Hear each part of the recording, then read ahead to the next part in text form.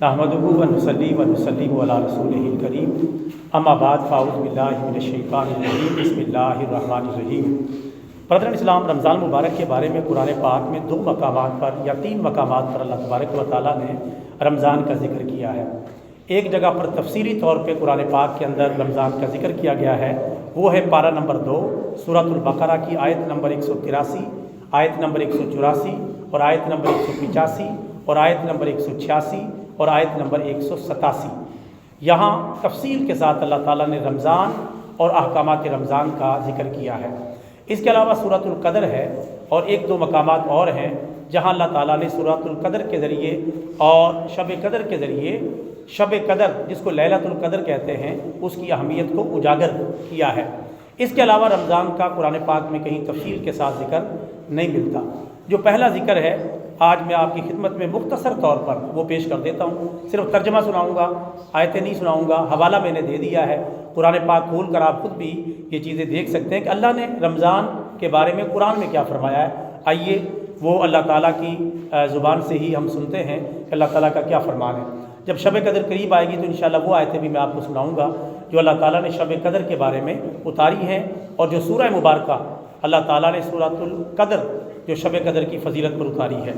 رمضان کے بارے میں مجموعی طور پر اللہ تعالیٰ نے ایک رکوع کے لگ بھگ تقریباً یہ آیتیں 183 سے لے کر 187 تک، میں ان کا صرف ترجمہ سناؤں گا، بیچ بیچ میں 1-2 جملہ وضاحت کے لیے عرض کر دوں گا، آپ خود سمجھ جائیں کہ آپ کا پروردگار آپ کو کیا پیغام دے رہا ہے۔ اللہ تعالیٰ ارشاد فرماتا ہے، اعوذ باللہ من الشیطان الرجیم بسم اللہ الرحمن الرحیم۔ آیت نمبر 183 ہے سورۃ البقرہ۔ اے ایمان والو، تم پر روزہ رکھنا فرض قرار دیا گیا ہے جس طرح کہ تم سے پہلے والے لوگوں پر روزہ رکھنا فرض قرار دیا گیا تھا تاکہ تم متقی اور پرہیزگار بن جاؤ۔ آیت نمبر 184، ایام معدودات، یہ گنتی کے چند ایک دن ہیں، یعنی 29 یا 30۔ یہ چھوٹا سا کورس ہے، گنتی کے 29 دن ہیں یا 30 دن ہیں جو کورس تمہیں کروایا جا رہا ہے۔ یہ کورس ایسا ہے، یہ گناہوں سے بچنے کا اور بچانے کا کورس ہے جس کی وجہ سے تم باقی زندگی بھی اسلام کے مطابق گزار سکتے ہو۔ پر جو بھی تم میں سے مریض ہو یا سفر پر چلا جائے تو وہ دوسرے دنوں سے گنتی کو پورا کر لے۔ یعنی کوئی بندہ بیمار ہو گیا یا سفر پر چلا گیا اور اسے روزہ چھوڑنا پڑ گیا تو وہ دوسرے دنوں سے گنتی کو پورا کرے گا۔ کب؟ جب رمضان ختم ہو جائے گا، اپنے وہ روزے بعد میں رکھے گا اور وہ روزے رکھنا فرض ہوں گے۔ بیمار پر بھی اگر بحال ہو جائے اور مسافر پر بھی جب وہ خیر خیریت سے اپنے گھر واپس آ جائے۔ ظاہر ہے کہ رمضان میں تو رمضان کے روزے کی قضا نہیں اتار سکتا، اس وقت تو ادا روزے چل رہے ہیں، اس لیے بعد میں دوسرے دنوں سے یہ گنتی پوری کرے گا۔ اور عید الفطر کے بعد عید کے دن کے علاوہ یہ گنتی پوری کی جا سکتی ہے۔ عید الفطر کا پہلا دن 1 شوال کو چھوڑ دیں، اس کے بعد فوراً روزے رکھنے شروع کر دیں تو یہ جو بقیہ روزے رمضان کے وہ ساتھ کے ساتھ ہی کور ہو جائیں گے اور کوئی مشکل پیش نہیں آئے گی۔ مزید اللہ تعالیٰ ارشاد فرماتا ہے، اور ان لوگوں پر جو روزہ رکھنے کی طاقت نہیں رکھتے ایک مسکین کے کھانے کے برابر فدیہ ادا کرنا ہے۔ یعنی جو لوگ روزہ رکھنے کی طاقت نہیں رکھتے، مثلا بہت زیادہ بوڑھا ہے، بہت زیادہ بوڑھی خاتون ہے، بے تحاشا مریض آدمی ہے، اس کے بحال ہونے کا کوئی امکان موجود نہیں، تو ایسے لوگ روزے کا فدیہ ادا کر دیں، اللہ تعالیٰ روزے کے برابر ہی ان کو ثواب عطا کرے گا۔ اور روزے کا فدیہ کتنا ہے؟ جتنا فطرانہ ہے۔ میں پہلے بتا چکا ہوں، فطرانہ 2025 کے اندر فطرانے کی مقدار ہے 220 روپے فی کس کے حساب سے، اور اتنا ہی روزے کا فدیہ ہے۔ اگر کسی کمزور کا اور اسی طرح بیمار کا روزہ رہ جائے تو وہ 220 کے حساب سے اپنا روزے کا فدیہ ادا کر دے۔ روزے کے فدیے کی مقدار بھی وہی ہے اور فطرانے کی مقدار بھی وہی ہے۔ آگے اللہ تعالیٰ ارشاد فرماتا ہے، پس جو بھی تم میں سے نفلی نیکی کرے گا تو وہ اس کے لیے شاندار ہوگی۔ یعنی پھر بھی ہمت کر کے روزہ رکھنے کی طاقت نہیں رکھتا لیکن رکھ لیتا ہے تو اللہ تعالیٰ نے اس کو اپریشیٹ کیا ہے، لیکن مجبور ہو کے نہیں، تنگ ہو کے رکھے، وہ مراد نہیں ہے۔ مراد یہ ہے کہ اسے ہمت بظاہر پڑ نہیں رہی تھی لیکن اس نے کی تو اللہ نے کامیابی دے دی۔ جیسا کہ اللہ تعالیٰ کا شکر ہے، میں بھی آپ کے سامنے ہوں، میں بھی چند دنوں پہلے شدید مرض میں مبتلا ہوا تو روزہ رکھا ہے، تو اللہ تعالیٰ کا شکر ہے، روزہ رکھنے کی برکت سے اب بحالی کا عمل بھی شروع ہو گیا ہے، پہلے سے بہتر صحت ہو گئی ہے۔ ڈاکٹروں کی تمام دوائیاں اور حکیموں کی تمام پھکیاں اور گولیاں نے وہ کام نہیں دکھایا جو رمضان مبارک کے روزے الحمدللہ افاقہ محسوس کروا رہے ہیں۔ تو میرے بھائیوں، اللہ نے یہی فرمایا جو تم میں سے طاقت رکھے وہ رکھ لے، یہ بہتر ہے۔ اور یہ کہ روزہ رکھنا ہی زیادہ بہتر ہے اگر تم علم رکھتے ہو۔ اگر نبھا سکتے ہو روزہ رکھ لو، اس میں فائدہ ہی فائدہ ہے، نہیں نبھا سکتے پھر فدیہ ادا کرو۔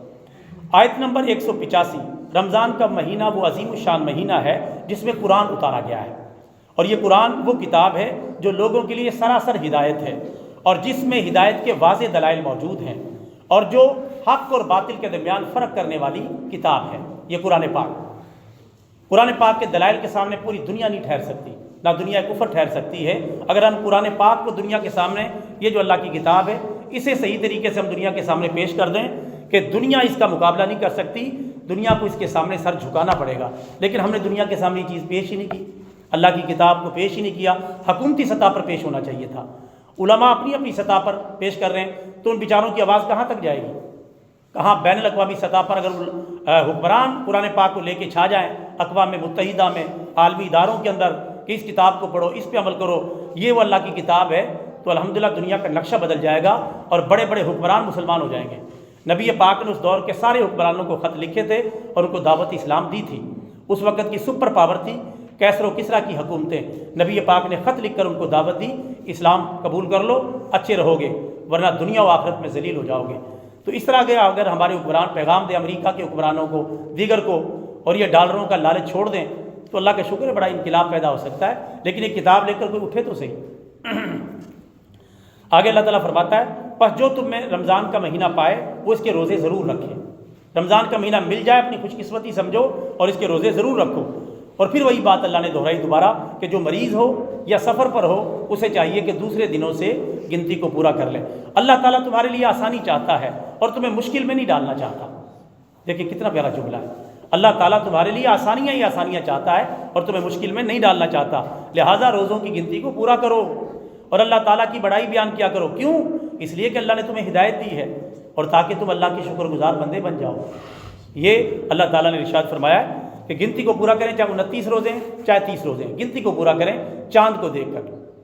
تو چاند یہ اللہ تعالیٰ کی مرضی پر ہی طلوع ہوتا ہے اور غروب ہوتا ہے، اس میں یہ نہیں ہم کہہ سکتے ہاں جی مولانا صاحب کب عید کرا رہے ہو، کرتے ہیں نا کہ کب عید کرا رہے ہو، ابھی کل مجھے ایک بندہ کہہ رہا مولانا صاحب پھر کب عید کرا رہے ہو، اور بھائی یہ کسی مولانا اور مفتی کے بس کی بات نہیں ہے۔ پوری دنیا عید نہ کروا سکتی ہے، نہ اپنے طور پہ کر سکتی ہے، نہ رمضان شروع کروا سکتی ہے، نہ کر سکتی ہے۔ یہ اللہ نے چاند کے ذریعے معاملہ رکھا ہے، اور چاند جو کسی کے کنٹرول میں نہیں۔ یہ تو رویت ہلال کمیٹی کو بیچاری کو دوربینوں سے نظر نہیں آتا، سارا دن لگے رہتے ہیں، بڑی مشکل کہیں جا کے 8-9 بجے وہ اعلان کر پاتے ہیں، تو یہ کوئی کرا نہیں سکتا۔ یہ تو اللہ نے اس کو سورج بھی نہیں رکھا ورنہ فکس ہو جاتا، سورج پر اگر روزے کا معاملہ ہوتا تو فکس ہو جاتا۔ اللہ نے شوق رکھا ہے، اسلام کا جو اکثر نظام ہے وہ چاند پر ہے، تو چاند کے ذریعے اس کو کیا ہے تاکہ شوق باقی رہے، بس آج ہو سکتا ہے کل ہو سکتا ہے، امید باقی رہے۔ اور اسی طرح عید کا بھی اسی طرح اللہ تعالیٰ نے رکھا ہے، تو اللہ نے یہ فرمایا گنتی پوری کرو، چاہے 29 ہے چاہے 30 ہے۔ آیت نمبر 186 میں اللہ تعالیٰ نے فرمایا، اے پیارے محبوب صلی اللہ علیہ وسلم، اپنے نبی کو مخاطب کیا کہ جب آپ سے میرے بندے میرے بارے میں سوال کریں کہ میں کون ہوں، میں کہاں ہوں، تو ان کو بتا دو فَإِنِّي قریب، اے میرے بندوں میں تمہارے بالکل قریب ہوں، میں بالکل تمہارے قریب ہوں، مجھے پکارو تو صحیح، میں تمہاری پکار کا جواب دوں گا، اور اتنا قریب ہوں نحن اقرب الیہ من حبل الورید، کہ ہم تمہاری شہرک سے بھی زیادہ قریب ہیں، ہمیں پکارو، ہمیں یاد کرو۔ تو اللہ تعالیٰ اتنا قریب ہے بندے کے، اور بندے کی اتنا اللہ تعالیٰ قریب ہو اور بندہ پھر دائیں بائیں بھاگے اپنی حاجتوں کے لیے، ضرورتوں کے لیے، کبھی وہاں کا نقش، کبھی وہاں کا تعویذ، اور کبھی وہاں دربار پہ جانا، اور کبھی وہاں منتیں ماننا، تسبیحاں لٹکا کے آنا، کپڑے باندھ کے آنا، تاڑے لٹکا کے آنا۔ آپ دیکھیں اللہ معافی دے کیا حال ہے، یہ کس طرح جہالتیں پھیلا رہے ہیں۔ اگر یہ کام جائز ہوتا تو نبی پاک کی قبر کے ساتھ سب سے پہلے ہوتا، نبی پاک کی قبر مبارک کے اندر، اور وہاں کبھی ایسا نہیں ہوا۔ اور صحابہ کرام جو نبی پاک کے اولین شاگرد ہیں، ابو بکر، عمر، عثمان، علی، ان کی قبروں پہ خرافات کا نام و نشان بھی نہیں ملے گا۔ لیکن آج کل ہم دائیں بائیں دیکھ لیں، آپ کوئی سرخ رنگ کے کپڑے پہنے پھر رہا ہے، کسی نے سرخ رنگ کا دھاگا ہاتھ میں پہنا ہوا ہے، کسی نے پاؤں میں پہنا ہوا ہے، کسی نے وہ باڑیاں پہنی ہوئی ہیں، کسی نے کچھ اپنی طرف سے دین بنایا ہوا ہے، نہ اس کا کوئی لینا نہ کوئی دینا۔ محرم میں بسیں کروا لیتے ہیں، سارا دن گھومتے رہتے ہیں، نمازیں ایک نہیں پڑھتے، ادھر کا لنگر کھایا ادھر کا لنگر کھایا، بس اللہ معاف فرمائے اس طرح، اور کئی جگہ بسیں الٹ جاتی ہیں، ایسے ہی مر جاتے ہیں۔ اللہ تعالیٰ ہمیں ہدایت عطا فرمائے۔ میرے بھائیو، دین صرف اور صرف اس کتاب کا نام یاد رکھیں، کوئی بندہ دھوکے میں نہ رہے کہ دین اس کے علاوہ کہیں اور بھی موجود، یہ اور نبی پاک کے فرمان کی کتابیں اور وہ رکھی ہوئی ہیں، تو آپ ان کو دیکھ سکتے ہیں۔ تو نبی پاک کے فرمان کی کتاب، جس کو حدیث کی کتابیں کہتے ہیں، بس دین یہ ہے اور حدیث کی کتابیں، اور ان سے جو علم نکلتا ہے اس کو کہتے ہیں فقہ اسلامی۔ فقہ اسلامی، تو فقہ اسلامی کے اندر دین ہے قرآن و حدیث، اور قرآن و حدیث سے جو علم نکلتا ہے اس کو ایک کتاب میں جمع کر دیتے ہیں، اس کو کہتے ہیں فقہ اسلامی۔ نکلتا وہ قرآن سے ہی اور سنت سے ہے، اس کو فقہ اسلامی کہتے ہیں۔ بس یہ دین ہے، باقی جن باتوں پر لوگ عمل کر رہے ہیں دین نہیں ہے، نہیں ہے، بالکل بھی نہیں ہے۔ قبر میں کسی کو پھر مار پڑے گی تو پھر اپنا ذمہ دار خود ہوگا، اور کل قیامت کے دن اس کے پاس اللہ پوچھے گا میرے قرآن میں یہ بات کہاں لکھی ہوئی ہے جس پر تو عمل کرتا رہا ہے، میرے نبی کے فرمان میں یہ بات کہاں تجھے پہنچی تھی؟ کچھ بھی نہیں۔ اس بابے نے بتائی، اس بابے نے بتائی، اس بابے نے یوں کر دیا، اس بابے نے کر دیا، تو پھر اللہ فرمائے اس بابے کو بھی لے آؤ، وہ بابا بھی رگڑا جائے گا اور یہ بھی رگڑا جائے گا، کیا فائدہ؟ اللہ معاف فرمائے۔ ہاں، صرف علماء سے مسائل پوچھ لو، علماء کی پیروی بھی جائز نہیں ہے۔ اگر علماء اپنی مرضی سے باتیں کریں، علماء کی پیروی کرنا جائز نہیں ہوگا۔ اللہ کے قرآن کی اور پیارے نبی کے فرمان کی پیروی کرنا، ہاں علماء چونکہ ترجمان ہیں اس لیے علماء سے پوچھنا چاہیے۔ قرآن میں لکھا ہوا ہے فَاسْأَلُوا أَهْلَ الذِّكْرِ إِن كُنتُمْ لَا تَعْلَمُونَ، علماء سے پوچھ لیا کرو اگر تمہیں کسی بات کا علم نہ ہو۔ پورے قرآن پاک میں پیروں کا کہیں بھی ذکر نہیں کہ پیروں سے پوچھ لیا کرو اگر تمہیں علم نہ ہو۔ ہم علماء سے جو آپ کے دائیں بائیں بیٹھے ہوئے ہیں ان سے فیض حاصل نہیں کرتے۔ کوئی وہاں بیت ہوا پڑا ملتان میں، کوئی اوکاڑا میں، کوئی ساہیوال میں، نہ پیر سے ملنا نہ ملانا، کبھی کبھار کوئی عرس ہوا لنگر لے کے وہاں پہنچ گئے، بس لنگر کھلایا کھائے، نہ لینا نہ دینا۔ نہ پیر کا کوئی مقصد ہے قرآن و حدیث کو پھیلانا، نہ مرید کا کوئی مقصد ہے، مرید اس چکر میں ہے کہ پیر کے پلو کو پکڑوں اور چپکے سے کھسک جاؤں۔ یہ جنت ہے، کوئی کھیل تماشا نہیں ہے آپ کھسک جائیں۔ یہ پیر کدھر سے کھسکے گا اس کو بھی دیکھا جائے گا وہاں، یہ پیر کدھر سے نکل کے جائے گا؟ پیر کے پاس تو اللہ کا قرآن نہیں، پیارے نبی کا فرمان نہیں، تو اللہ معافی دے لوگوں نے اس طرح کا ذہن بنایا ہوا ہے کہ میں وہ فلانا کرنے والا ہے، یہ ہے وہ ہے، اس کے ساتھ پلو پکڑوں گا نکل جاؤں گا۔ یہ جنت کوئی یہ کسی لاہور کا یا کراچی کا دربار نہیں ہے جہاں سے آپ پلو پکڑے چپ کر کھسک کے نکل جائیں گے۔ وہاں فرشتوں کا پہرا ہے، اللہ کی نگرانی ہے، وہاں ایسا بندہ جو قرآن و سنت پر نہ چل رہا ہو جنت میں داخل ہو جائے، یہ ناممکنات میں سے ہے۔ اللہ تعالیٰ میں ہدایت نصیب فرمائے۔ اللہ فرماتا ہے میں بالکل قریب ہوں اور میں دعا کرنے والے کی دعا کو قبول کرتا ہوں جب بھی وہ مجھ سے دعا مانگتا ہے۔ دیکھیں اللہ تو سب کو کہہ رہا ہے، کسی کا نہیں کہا اللہ نے میں فلاں کی دعا کو قبول کرتا ہوں، میں دعا کرنے والے کی دعا کو قبول کرتا ہوں جب بھی وہ دعا کرتا ہے۔ لہٰذا میرے بندوں کو چاہیے کہ میری دعوت پر لبیک کہیں۔ اللہ کی دعوت کیا؟ قرآن، اور مجھ پر ایمان لائیں تاکہ وہ ہدایت یافتہ ہو جائیں۔ کب ہدایت یافتہ ہوں گے؟ جب قرآن و سنت پر چلیں گے تب ہدایت یافتہ ہوں گے۔ اللہ نے باقی کسی کی گارنٹی نہیں دی، یا تو نبی پاک کی پیروی ہو تو قرآن و حدیث کا نام ہے، نبی پاک کی پیروی کہہ لیں یا قرآن و حدیث کہہ لیں، ایک ہی بات ہے۔ اس کے علاوہ کسی کی پیروی پہ جنت کی گارنٹی نہیں ہے۔ اللہ ہمیں ہدایت نصیب فرمائے۔ آیت نمبر 87 اور آخری آیت، اس میں اللہ تعالیٰ فرماتا ہے اے مسلمانوں تمہارے لیے رمضان کی رات میں اپنی بیویوں کی طرف پیش قدمی حلال قرار دی گئی ہے۔ یعنی اگر کوئی شادی شدہ ہیں تو ازدواجی تعلقات رمضان کی راتوں کے اندر قائم کرنا جائز ہے، جس طرح کھانا پینا جائز ہے اسی طرح یہ جو نفسانی خواہش ہے، ازدواجی تعلقات ہیں، میاں بیوی کے جو مراحل ہیں ان کی کیفیات بھی جائز ہیں، یہ اللہ قرآن میں اعلان کر رہا ہے۔ اور اللہ فرماتا ہے وہ تمہارا لباس ہیں اور تم ان کا لباس ہے۔ کون؟ تمہاری بیویاں، یعنی تم ان کی پردے کی باتیں باہر نہ بتایا کرو اور وہ تمہاری پردے کی باتیں باہر نہ بتایا کریں۔ وہ تمہارا لباس ہیں اور تم ان کا لباس ہو۔ بڑے خبیث ہیں وہ لوگ، وہ عورتیں جو اپنے پردے کی باتیں مرد والی، یا وہ مرد اپنی بیوی کی پردے والی باتیں باہر اپنے دوستوں میں شیئر کرتے ہیں، پرلے درجے کے بغیرت اور دیوس ہیں۔ اللہ تعالیٰ نے میاں بیوی کو ایک دوسرے کا لباس قرار دیا ہے، تو لباس کس طرح محفوظ رکھا جاتا ہے ہم سب کو اس بارے میں علم ہونا چاہیے۔ اللہ فرماتا ہے اللہ جانتا ہے کہ تم اپنی جانوں کے ساتھ خیانت کرتے تھے، پھر اللہ نے تمہاری توبہ قبول کر لی اور تمہیں معاف کر دیا۔ شروع میں چونکہ یہ جائز نہیں تھا، رمضان کی راتوں میں کھانا پینا اور ازدواجی تعلقات یہ جائز نہیں تھے، تو کئی مسلمانوں سے اس طرح کا ارتکاب ہو جاتا تھا۔ یہ ہوا تو بڑی پریشانی ہوتی تھی، تو روٹین چونکہ اچانک ہی آئی تھی تو اللہ نے فرمایا میں نے معاف کر دیا، جاؤ تمہارے لیے رمضان کی راتوں میں آسانی پیدا کر دی ہے، تو اب تمہارے لیے کھانے پینے میں اور ازدواجی تعلقات میں کوئی پریشانی کی بات نہیں، کوئی حرج کی بات نہیں ہے، ایسا تم کر سکتے ہو۔ مجھے تو اب بھی دن رات گالیں آتی رہتی ہیں کہ مولانا صاحب یہ ہو گیا وہ ہو گیا، ایسی باتیں تو اب بھی یعنی روزانہ سوالات کے جوابات آتے رہتے ہیں کہ ایسا ہو گیا، میں نے یوں کر لیا، میں نے ایسے کر لیا، روزہ ٹوٹا ہے کہ نہیں ٹوٹا۔ تو اللہ تعالیٰ حفاظت فرمائے. اللہ نے کتنی آسانی کر دی ہے. ہمارا روزہ کوئی 24 گھنٹے کا نہیں ہے، صرف دن کا ہے. دن کا روزہ ہے، اور وہ دن شروع ہو جاتا ہے طلوع فجر سے غروب آفتاب تک. یہ 12-13 گھنٹے کا روزہ بنتا ہے. آگے اللہ تعالیٰ فرماتا ہے پس اب تم، پہلے تو منع تھا، اب تم اپنی بیویوں کے ساتھ مباشرت کرو اور تلاش کرو جو اللہ نے تمہارے لیے لکھ دیا ہے، یعنی اولاد وغیرہ. اس کے تمنائی رہو، کیونکہ اولاد جو ہے تمہاری نسل کو، تمہاری نیکی کو آگے پھیلانے کا باعث بنے گی. اور آگے اللہ نے فرمایا اور کھاؤ اور پیو، کھاؤ اور پیو یہاں تک کہ سفید دھاگا کالے دھاگے سے ممتاز ہو جائے، روشنی پھیل کر. یہ ہوتا ہے صبح کے ٹائم. کوئی بندے جو پرانے چھتوں پہ چڑھ کے دیکھیں گے تو یہ محسوس ہو جائے گا. اونچی چھت پہ چڑھ کے دیکھیں تو فجر کی روشنی ایک دم پھوٹتی ہے جب سحری کا ٹائم ختم ہوتا ہے، پھوٹتی ہے. لیکن آج کل تو کیلنڈر آ گیا، ہمیں ادھر ادھر جانے کی ضرورت نہیں، نہ ہم چاند دیکھتے ہیں. آج کل چاند دیکھنا حالانکہ سنت ہے، لیکن اب چاند کون دیکھتا ہے؟ بس ٹی وی کی خبریں لگائی اور وہاں سے معلوم کر لیا.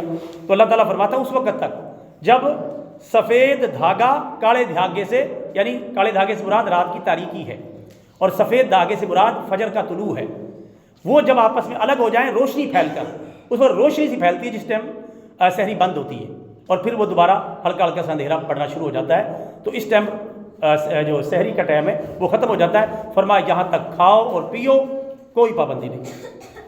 اور کتنا کھا پی سکتے ہیں، حتیٰ کہ ایک حدیث مبارکہ بھی یہاں بھی، یہ کوئی بندہ مجبور ہو گیا، لیٹ اٹھا ہے، اذان شروع ہو گئی ہے، بیچارے نے کچھ بھی نہیں کھایا لیکن پیالہ ہاتھ میں پکڑا ہوا ہے، 2-4 چمچ کھانا رہ گیا ہے، اگر وہ کھا لے گا تو انشاءاللہ اس کی گنجائش ہے. کیونکہ نبی پاک کا فرمان موجود ہے سیاستہ کے اندر کہ اگر تمہارے روزہ رکھنے کے دوران یعنی سحری کے دوران اگر اذان شروع ہو جائے اور پیالہ تمہارے ہاتھ میں ہو تو اپنی ضرورت کو پورا کر لو. لیکن ضرورت کا یہ مطلب نہیں کہ لگے ہی رہیں، بس 1-2 چمچ رہ گئے، اذان چل پڑی اور آپ نے بالکل ہی نڈھال ہیں، آپ نے 2-3 چمچ کھا لیے، آپ کا روزہ نہیں ٹوٹے گا. اللہ کا دین کتنا آسان ہے. آگے اللہ تعالیٰ فرماتا ہے ثم اتموا الصیام الی اللیل، پھر تم رات تک روزے کو مکمل کرو، رات تک روزے کو مکمل کرو. یہاں سے کئی لوگ آج کل دھوکہ دے رہے ہیں کہ قرآن پاک میں تو لکھا ہوا ہے کہ رات تک روزے کو مکمل کرو، ہم تو شام کو ہی کھول دیتے ہیں. اس طرح کی شاید کئی ویڈیوز آپ کی نظروں سے گزری ہوں کہ ہم تو رات کو روزہ کھولتے نہیں. اللہ فرماتا ہے رات تک روزہ مکمل کرو، اور ہم تو تقریباً ابھی دن سے ہی ہوتا ہے، روشنی ہوتی ہے، ابھی سورج تھوڑا سا غروب ہی ہوا ہوتا ہے، ہم روزہ کھول لیتے ہیں. تو ایسے لوگ جاہل ہیں، جہالت پھیلا رہے ہیں. رات تک روزے رکھنے کا مطلب یہ ہے کہ رات کے آغاز تک، یہ مراد اس آیت سے، یعنی کہ الی اللیل کا مطلب فی اللیل نہیں ہے کہ تم رات میں روزے کو مکمل کرو. اگر ہم مغرب کی بجائے عشاء کے قریب تک جا کے روزہ کھولیں تو رات میں روزے کو مکمل کریں گے. اللہ فرماتا ہے رات تک روزے کو مکمل کرو، یعنی جیسے ہی رات کا آغاز ہو. آغاز کب ہو جاتا ہے؟ جیسے سورج نیچے ہوا آغاز ہو گیا، فوراً روزہ کھولنا ہے. تو اللہ کا شکر ہے اہل سنت کے تمام طبقات اس کے مطابق عمل کرتے ہیں. ایک طبقہ ہے طبقہ شین. طبقہ شین جو ہے وہ اس بارے میں غلط باتیں پھیلاتا ہے، تو وہ بالکل غلطی پر اس بارے میں ان کی بات ٹھیک نہیں ہے. آگے اللہ تعالیٰ فرماتا ہے اور تم اپنی عورتوں سے مباشرت اختیار نہ کرو جب کہ تم اعتکاف کی حالت میں ہو. جب اعتکاف بیٹھ جاؤ تو پھر اس طرح کے اعمال جائز نہیں ہوتے مسجد کے اندر. یہ اللہ تعالیٰ کی حدیں ہیں، تم ان کے قریب نہ جاؤ. پہلے عورتیں مسجد میں اعتکاف بیٹھتی تھیں نبی پاک کے دور میں، ان کے علیحدہ خیمے پر باپردہ لگے ہوتے تھے. لیکن جب فتنوں کا دور آیا ہے تو پھر عورتوں کی جماعت پر بھی پابندی لگا دی گئی، اعتکاف پر بھی پابندی لگا دی. اگر اب بھی کوئی ایسا سیپریٹ نظام بن جائے، ساتھ قبریں موجود ہوں، بالکل مکمل باپردہ انتظام ہو، عورتیں اب بھی جماعت کے ساتھ نماز پڑھ سکتی ہیں، بالکل جائز ہے، کوئی قیامت تک کے لیے کوئی منع نہیں ہو گیا. اور اسی طرح اگر عورتوں کی اعتکافی جگہ مسجد کے ساتھ کوئی حال تعمیر کر دیا ہے اور بالکل اس کو تالے لگے ہوئے، بے پردگی کا سوال ہی پیدا نہیں ہوتا، تو عورتیں مسجد کے ساتھ جو ہے وہ مسجد کے نام کی چاہے وہ جگہ چھوڑی ہوئی لیکن عورتوں کے لیے چھوڑی ہوئی، یعنی عورتوں والی مسجد. آپ عمرہ کرنے جائیں گے تو آپ کو پتہ چلے گا سعودی عرب میں ہر مسجد کے اندر عورتوں کا انتظام ہوتا ہے، ان کے لیے علیحدہ پورشن ہوتا ہے، وہ بھی مسجد ہی ہوتی ہے، وہ فرض نمازیں بھی پڑھ سکتی ہیں، اعتکاف بھی بیٹھ سکتی ہیں. ہماری مسجدوں کے اندر اس طرح کی صورتحال نہیں ہے. ہم مسجدیں بناتے ہیں لیکن عورتوں کا کوئی حصہ بیچ میں نہیں رکھتے، اور عورتیں جو پھر جماعت کے ساتھ شریک نہیں ہو سکتی. اگر ہو جائے تو بڑی اچھی بات ہے. آگے اللہ فرماتا ہے یہ ہیں اللہ کے قوانین. جہاں یہ بات اللہ نے مکمل کی ہے، فرمایا کہ یہ اللہ کے قوانین ہیں، ان کو توڑنے کے قریب بھی مت جانا. یہ جو میں نے بیان کی اللہ فرماتا ہے. اسی طرح اللہ تعالیٰ کھول کھول کر اپنے دلائل پیش کرتا ہے، اپنی نشانیاں پیش کرتا ہے لوگوں کے لیے تاکہ لوگ متقی اور پرہیزگار بن جائیں. یہ ساری باتوں کا خلاصہ اللہ نے کیا نکالا کہ میں نے یہ سارے احکامات اپنے بندوں کو اس لیے دیے ہیں تاکہ وہ متقی اور پرہیزگار بن جائیں. اور متقی اور پرہیزگار کس کو کہتے ہیں؟ کہ جو جلوت میں خلوت میں ہر جگہ اللہ سے ڈرتا ہو، اس کو کہتے ہیں متقی. کوئی نہیں دیکھ رہا جب بھی گناہ نہیں کرتا، کوئی دیکھ رہا ہے تب بھی گناہ نہیں کرتا، اکیلا ہے تب بھی گناہ نہیں کرتا، مجلس میں تب بھی گناہ نہیں کرتا. اس بندے کو کہتے ہیں متقی اور پرہیزگار. اپنی تنہائیوں کو بھی پاک رکھتا ہے، اپنی محفلوں کے ساتھ ساتھ اپنی تنہائیوں کو بھی پاک رکھتا ہے. اور یہ بڑا مشکل کام ہے. آج کے دور میں تو موبائل جیسا فتنہ آ چکا ہے. اس میں ہم جو مجلس ہیں ان کو تو پاک رکھ لیتے ہیں، لیکن جو تنہائیاں ہیں ان کو پاک رکھنا، موبائل لے کے اپنے اپنے بسترے میں گھس گئے. اب ان کو کتنا پاک رکھنا ہے کتنا نہیں پائی، ہر بندہ اپنے بارے میں جانتا ہے. تو تنہائیوں کو پاک رکھنا، یہ جب بندہ متقی بنتا ہے کہ ساری دنیا سے الگ اپنی رضائی میں لیٹا ہوا ہے، اکیلا بیٹھا ہوا ہے، اب موبائل پہ نکال کے کیا کیا دیکھ رہا ہے، اور جب لوگوں کے سامنے آئے گا جان بوجھ کے نعت لگا لے گا. تو یہ آج کے بڑے کرتب ہو رہے ہیں کہ لوگوں کے سامنے نعت لگا لی، تلاوت لگا لی، علماء کے بیان لگا لیے، کوئی اچھی چیز لگی تاکہ حاجی نمازی نظر آئے. اور جیسے ہی بندہ غائب ہوا فوراً وہی پہنچ گیا جو قسط اس کی چل رہی تھی ڈرامے کی، اسی قسط پر پہنچ گیا، گانا سننے لگ گیا، بے پردہ عورتوں کو دیکھنے لگ گیا. تو یہ پھر متقی اور پرہیزگار نہیں ہے، کیونکہ یہ تو اللہ سے ڈر نہیں رہا. جب بندے ہوتے ہیں تو گناہ سے رک جاتا ہے، جب اکیلا بندہ اور یہ رہ جاتا ہے تو پھر وہی کام شروع کر دیتا ہے. اللہ تعالیٰ ہمیں عقل سلیم عطا فرمائے اور اپنے احکامات پر عمل کرنے کی توفیق عطا فرمائے. آمین ثم آمین. وما علینا الا البلاغ المبین.